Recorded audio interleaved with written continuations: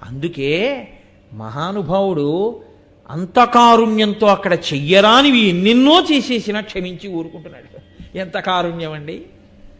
కాబట్టి మహానుభావుడు చూడండి, ఆయన ఇప్పుడు కదలాలి, అవతారంగా రావాలి. అవతారం అన్నమాట మీకు నేను మనవి చేశాను. ఆయన ఒక రూపముతో కిందకి దిగి రావాలి 7 కొండల మీదకి.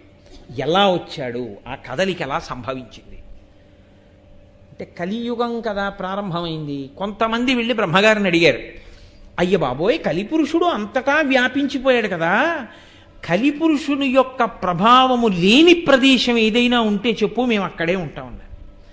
ఆయన నవ్వి నవ్వి ఓ చిన్న దర్భచక్రాన్ని తీసి విడిచిపెట్టాడు. దీని నిమి ఎక్కడ విరిగిపోతుందో, దాని ఇరుసు ఎక్కడ పడిపోతుందో అక్కడికి వెళ్ళి తపస్సు చేసుకోండి అన్నాడు. అదే నైమిషారణ్యం. అక్కడికి వెళ్ళి ఋషులు ఆశ్రమాలు నిర్మించుకుని యజ్ఞయాగాదులు చేసుకుంటున్నారు.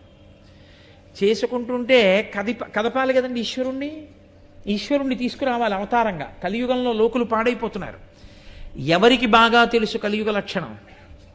ఒకటి బ్రహ్మగారికి తెలుసు, 2 నారదుడికి తెలుసు.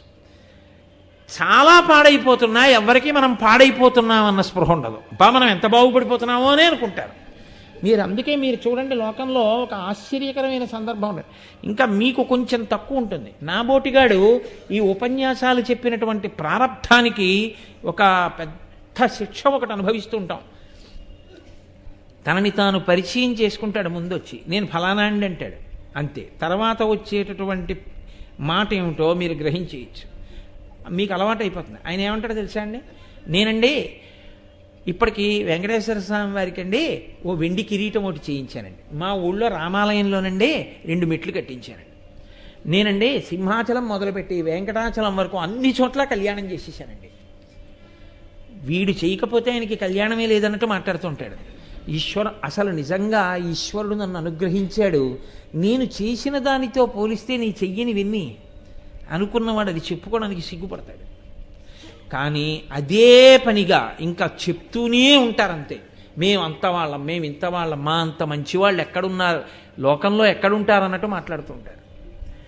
ఇది కలియుగంలో లక్షణం. కాబట్టి ఎవడికి వాడికి గొప్ప తృప్తి, ఎవడికి వాడికే. ఇంకా మనం అసలు ఈశ్వరుణ్ణి పిలవలసిన అవసరం ఇంత పుణ్యాత్మను.